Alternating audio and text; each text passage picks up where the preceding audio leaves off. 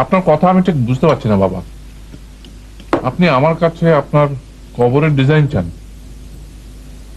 কিন্তু কেন?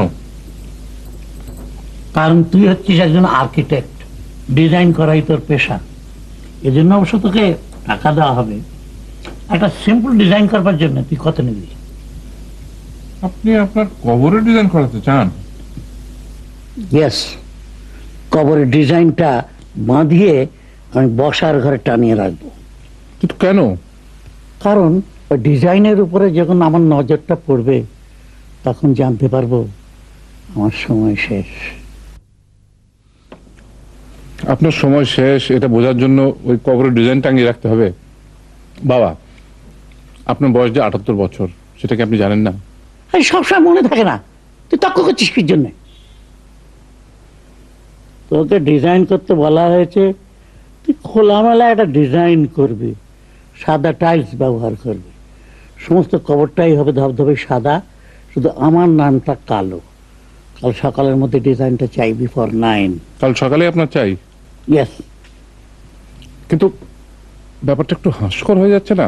সম্রাট শাহজাহান যখন তার স্ত্রীর কবরের জন্য ডিজাইন করান তখন সেটা হাস্যকর হয় না, আর যখন আমি আমার কবরের জন্য ডিজাইন করাতে যাই তখন সেটা হাস্যকর হয়ে যায়। লিসেন ইয়াং ম্যান, সম্রাট শাহজাহান তার স্ত্রীকে যতটা ভালোবাসতেন আমি আমার নিজেকে তার চাইতেও বেশি ভালোবাসি। বলে আমরা দুজনেই খাবো, আর কেউ নেই? আপনারা খায়া ফেলছে, বড় চাচা দাবা খেলতেছে, দাবা খেলা শেষ না হইলে আইব না। মতি, যে ওদেরকে ডাক, তুমি কেউ খবর দে। যা স্যার।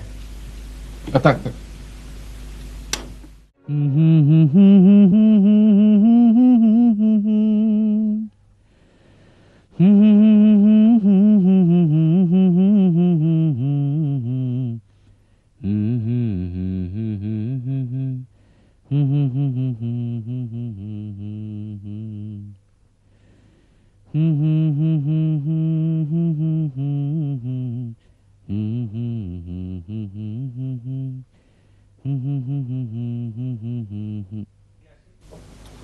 রাত 2টা বাজে, ঘুমবে না?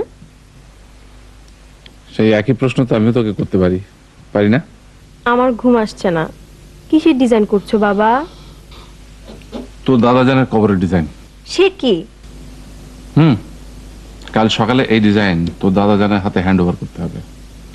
বাঁধানো অবস্থায় এই ডিজাইন খাবার ঘরে ছুটবে, বুঝলি? একটা বয়সের পরে সব মানুষের মধ্যে কিছুটা ইনস্যানিটি এসে যায়।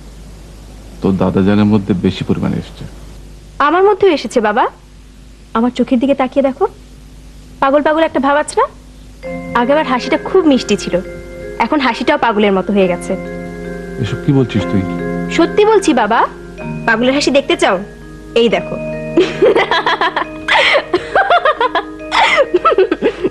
হাসিটা পাগলের মতো না বাবা? মানুষ সমস্যা পড়লে পাগল হয়, তোর সমস্যা কি? আমার ভয়াবহ সমস্যা আছে। সেটা কি? সেটা তোমাকে বলা যাবে না। মা বেঁচে থাকলে মাকে বলতাম, বাবাকে সবকিছু বলা যায় না। আচ্ছা, আমাকে বলতে না পারিস তোর ছোট চাচাকে বল, বা বড় চাচাকে বল। সর্বনাশ! এই সমস্যা মাকে ছাড়া কাউকে বলা যায় না বাবা।